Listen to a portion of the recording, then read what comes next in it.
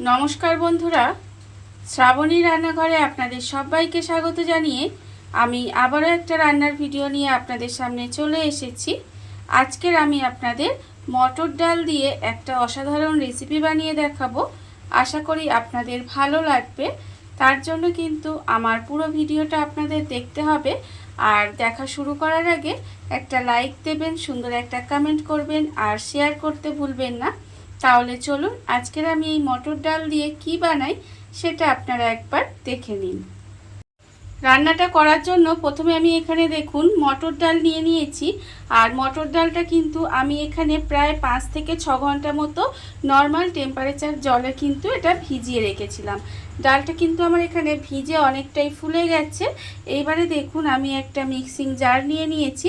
Mixing জারের মধ্যে কিন্তু প্রথমে এই ডাল ভেজানোটা দিয়ে দেবো। ডাল ভেজানোটা দিয়ে প্রথমে কিন্তু ডালটাকে খুব ভালোভাবে পেস্ট করে নিতে হবে। এটা আমি মিক্সিতে করছি, আপনারা চাইলে কিন্তু শিলেও করে নিতে পারেন। তবে মিক্সির থেকে আপনারা যদি শিলে করেন তাহলে কিন্তু এর টেস্টটা আরও বেশি হয়, মানে খুব ভালো খেতে হয় আর কি। কিন্তু আমি এখানে মিক্সিতেই করে নিচ্ছি। দেখুন আমি কিন্তু প্রথমে ডালটা দিয়ে দিলাম, দিয়ে এবারে এটা কিন্তু খুব ভালোভাবে পেস্ট করে নেব। আর আপনারা চেষ্টা করবেন যে জলটা যাতে না দেয়া হয়, মানে না দিয়ে ডালটা পেস্ট করার চেষ্টা করবেন। আর যদি খুব বেশি দরকার হয় তাহলে কিন্তু অল্প পরিমাণে দেবেন, খুব বেশি জল দেওয়ার দরকার নেই। আর জল ছাড়া যদি পেস্ট করতে পারেন তাহলে তো খুবই ভালো। এইভাবে এটাকে প্রথমে একটু পেস্ট করে নিতে হবে। ডালটা আমি এখানে দেখুন খুব ভালোভাবে কিন্তু পেস্ট করে নিয়েছি। আর এটা কিন্তু আমি জল ছাড়াই করেছি। একটু সময় নিয়ে করবেন, দেখবেন এটা কিন্তু খুব ভালোভাবে পেস্ট হয়ে যাবে। এইবারে আমি এই পেস্টটা একটা বাটির মধ্যে প্রথমে ঢেলে নেব। বড় বাটির মধ্যে কিন্তু প্রথমে এটাকে ঢেলে নিতে হবে।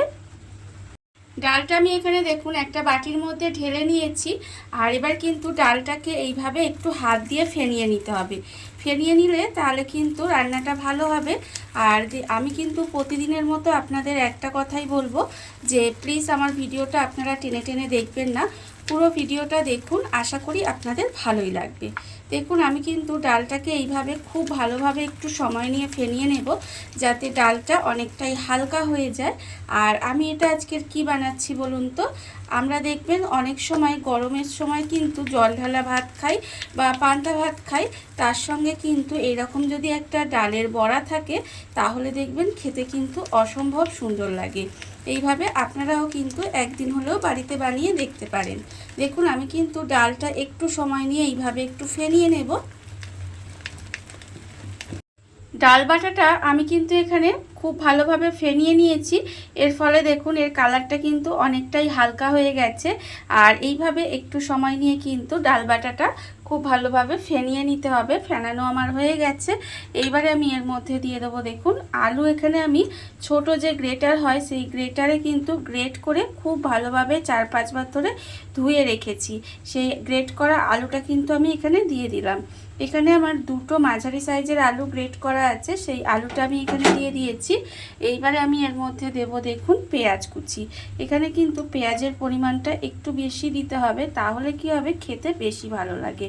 দেখুন আমি কিন্তু এখানে বড় সাইজের দুটো পেঁয়াজ একদম মিহি করে কুচি করে রেখেছি, সেই পেঁয়াজ কুচিটা কিন্তু এখানে আমি দিয়ে দিলাম। এইবারে আমি এর মধ্যে দেব দেখুন রসুন কুচি। এখানে কিন্তু 4 কোয়া রসুন আমি একটু একদম মিহি করে কুচি করে রেখেছি, সেটাও দিয়ে দিলাম। আর এই রসুনটা আপনাদের পছন্দ হলে আপনারা দিতে পারেন, আবার যদি রসুনের ফ্লেভার অনেকে ভালোবাসে না তারা কিন্তু নাও দিতে পারেন। দেখুন আমি এখানে রসুন কুচিটাও দিয়ে দিলাম। দিয়ে এবার খুব ভালোভাবে হাত দিয়ে প্রথমে একটু মেখে নেব। এইভাবে কিন্তু একটু খুব ভালোভাবে মেখে নিতে হবে। সমস্ত কিছু আমি এখানে খুব ভালোভাবে ডাল বাটার সঙ্গে মেখে নিয়েছি। মানে আলু গ্রেট করা আলু, পেঁয়াজ কুচি, রসুন কুচি দিয়ে আলুর সঙ্গে কিন্তু খুব ভালোভাবে প্রথমে মেখে নিয়েছি। এইবারে আমি এর মধ্যে দিয়ে দেব দেখুন এখানে আমি রেখেছি আন্দাজ মতো নুন, 1/2 চামচ হলুদের গুঁড়ো, আর আমি এটা রেখেছি কাঁচা লঙ্কার গুঁড়ো 1 চামচ। আমি এখানে কাঁচা লঙ্কার গুঁড়ো ব্যবহার করেছি, আপনারা চাইলে কিন্তু কাঁচা লঙ্কা কুচি করেও এর মধ্যে দিতে পারেন, তাতেও খেতে ভালো লাগে। এবারে আমি এর মধ্যে দিয়েছি দেখুন কালো জিরে হাফ চামচ দিয়েছি, আর দিয়েছি গোটা পোস্ত। এখানে কিন্তু বড় চামচের 1 চামচ গোটা পোস্ত দিয়েছি। এটা দিলে কিন্তু খেতে আরও বেশি ভালো লাগে। এবারে দেখুন সমস্ত উপকরণ দিয়ে দিলাম, আর আমি এর মধ্যে দিয়ে দেব চালের গুঁড়ি। এখানে আমি 2 চামচ চালের গুঁড়ি রেখেছি, সেটাও কিন্তু দিয়ে দিলাম। এই চালের গুঁড়িটা দিলে কিন্তু খেতে আরও বেশি ভালো লাগে, আর বেশ সুন্দর মুচমুচে হয়। এতে কিন্তু খেতে ভীষণ ভালো লাগে। এবারে সমস্ত উপকরণ দিয়ে খুব ভালোভাবে মেখে নেব। এটা কিন্তু খুব ভালোভাবে মেখে নিতে হবে প্রথমে। সমস্ত কিছু দেখুন আমি কিন্তু এখানে খুব ভালোভাবে মেখে নিয়েছি। আর আমি কিন্তু এর মধ্যে আপনারা লক্ষ্যই করেছেন যে এর মধ্যে কিন্তু কোনো রকম আর জল ব্যবহার করিনি, আর আপনারাও কিন্তু জলটা ব্যবহার করবেন না। দেখুন, আর অন্যদিকে কিন্তু আমি গ্যাসটা অন করে একটা কড়া বসিয়ে দিয়েছি, আর কড়ার মধ্যে দিয়েছি আমি এখানে সর্ষের তেল। আমি কিন্তু এই বড়াগুলো ভাজার জন্য সর্ষের তেল ব্যবহার করছি। আপনারা চাইলে কিন্তু সর্ষের তেলের বদলে সাদা তেলও কিন্তু ব্যবহার করতে পারেন। দেখুন তেলটা আমার এখানে খুব ভালোভাবে গরম হয়ে গেছে। এইবারে আমি তেলের মধ্যে এইভাবে বড়ার মতো করে একটু বড় বড় সাইজ করব। দেখুন এইভাবে কিন্তু বড়ার মতো করে নেব, এরকম চ্যাপটা চ্যাপটা করে সুন্দর করে কিন্তু করে নিতে হবে। করে নিয়ে এইভাবে তেলের মধ্যে ছেড়ে দেব। আর এইভাবে কিন্তু সমস্ত বড়াগুলো আমায় ভেজে নিতে হবে। দেখুন এইভাবে কিন্তু আমি সমস্ত বড়াগুলো ভেজে নেব। আর এই সময় কিন্তু গ্যাসটা আমি একটু লোতে দিয়ে রাখবো।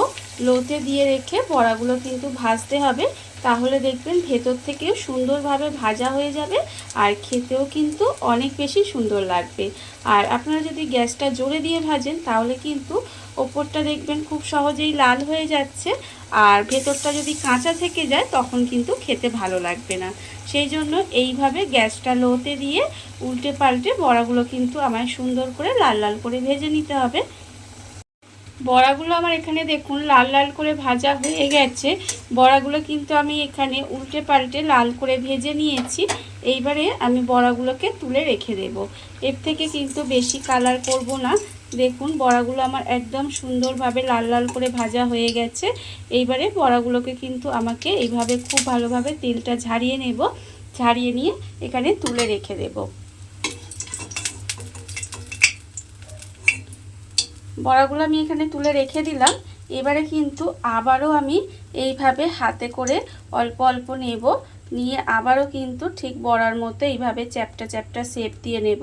শেপ দিয়ে নিয়ে আবারও কিন্তু একই রকমভাবে তেলের মধ্যে দিয়ে এই বড়াগুলোকে ভেজে নিতে হবে।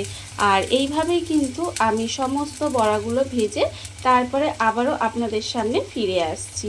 দেখুন এইভাবেই কিন্তু আমাকে সমস্ত বড়াগুলো ভেজে নিতে হবে। আর সত্যি বলছি এই বড়াগুলো খেতে কিন্তু অসম্ভব সুন্দর হয়। এইভাবে আপনারাও কোনোদিন বাড়িতে বানিয়ে দেখবেন, আর খেয়ে কিন্তু আমাকে কমেন্ট করে জানাতে ভুলবেন না যে আপনাদের কেমন লাগলো।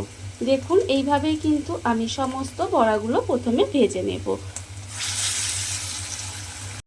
দেখুন বন্ধুরা, বাড়িতে থাকা কত অল্প উপকরণে কত অল্প সময় কত সুন্দর একটা মটর ডালের রেসিপি বা মটর ডালের বড়া যাই বলেন না কেন তৈরি হয়ে গেছে, আপনারা দেখতেই পেলেন। আর এটা কিন্তু খেতে অসম্ভব সুন্দর হয়। এইভাবে আপনারাও কিন্তু একদিন হলেও বাড়িতে বানিয়ে দেখতে পারেন। আর এই ভিডিওটা যদি আপনাদের ভালো লেগে থাকে, আপনারা যদি ফেসবুক থেকে দেখে থাকেন পেজটি ফলো করে দেওয়ার অনুরোধ রইল। আর যদি ইউটিউব থেকে দেখে থাকেন চ্যানেলটি সাবস্ক্রাইব করে নেওয়ার অনুরোধ রইল। তাহলে চলুন ভিডিওটা আমি এখানেই শেষ করছি। আপনারা সবাই ভালো থাকবেন, সুস্থ থাকবেন। আবারও হাজির হব নতুন কোনো রান্না নিয়ে।